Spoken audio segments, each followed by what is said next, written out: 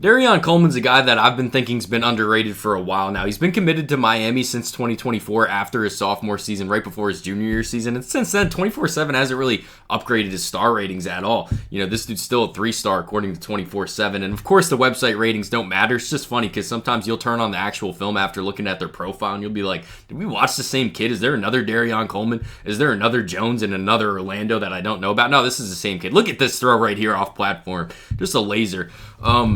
So if I'm a Miami fan, I'm not reading too far into what his on-3 rating is, what his 24/7 rated is. Shit, I don't even care what King Cole thinks about him. What I would look at is the fact that Miami let him commit after his sophomore season. It's not rare to let a quarterback commit after only 2 years of film, but it does tell you that the school's pretty high on him.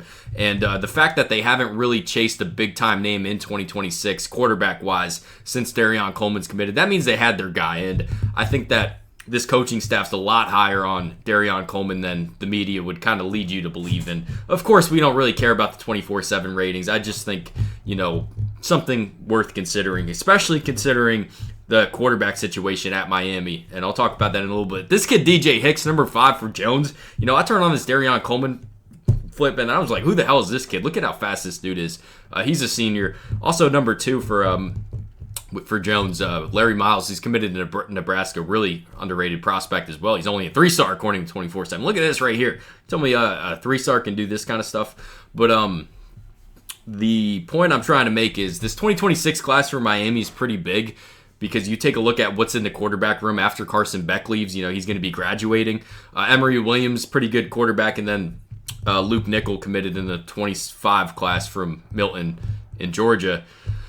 I do think there's going to be a competition for this quarterback spot in 2026 with Carson Beck gone. And do they go transfer portal? That's a different conversation. But the point I'm trying to make is that this was a pretty big quarterback commit, I think, this 26 guy. And it ends up being Dereon Coleman. At least that's how it looks right now. And what I'm really excited about Dereon Coleman, you take a look at what Carson Beck does for Miami. He is so good at processing pre-snap and then, the first couple seconds after the snap. The one thing that he doesn't give you right now, and I do think, not including the interceptions, one thing that Beck's kind of not great at right now is the athleticism, right? He's just not one of the top athletes in the country. You're not really expecting much after him if the first 2 reads aren't there for him to take off or, find guys after the pocket breaks or, receivers breaking contain. That's not what he's great at. That's just not the football player he is. Well, Dereon Coleman's great at that. I just kind of get really excited thinking about the way that Miami's built up their offensive line.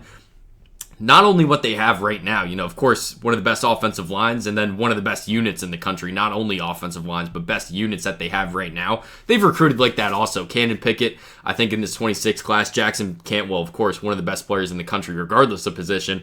They're still going to have a great offensive line. To think about Dereon Coleman, if he can get that processing down, of course, it's a big jump for any high school quarterback at the next level. If he can get that down and then he's got the athleticism to extend plays when the first couple reads aren't there with that offensive line, it's very exciting to think about his future in this Miami offense because you watch the high school film. I know this hasn't really been in an evaluation.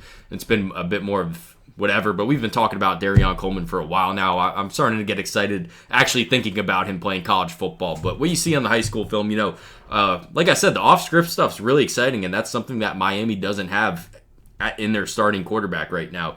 I really think this Miami offense would be at another level if they had a quarterback that could make plays after the first couple reads aren't there. And, dude, Beck's been so good, don't get me wrong, Heisman level until last game. But I do think that, thinking about a quarterback that can do more after the first couple reads aren't there is pretty exciting. And I do think that's what Dereon Coleman brings to this Miami offense. You guys let me know what you think at the end of the day. I really like hearing what other people think about these high school recruits. But thanks for watching.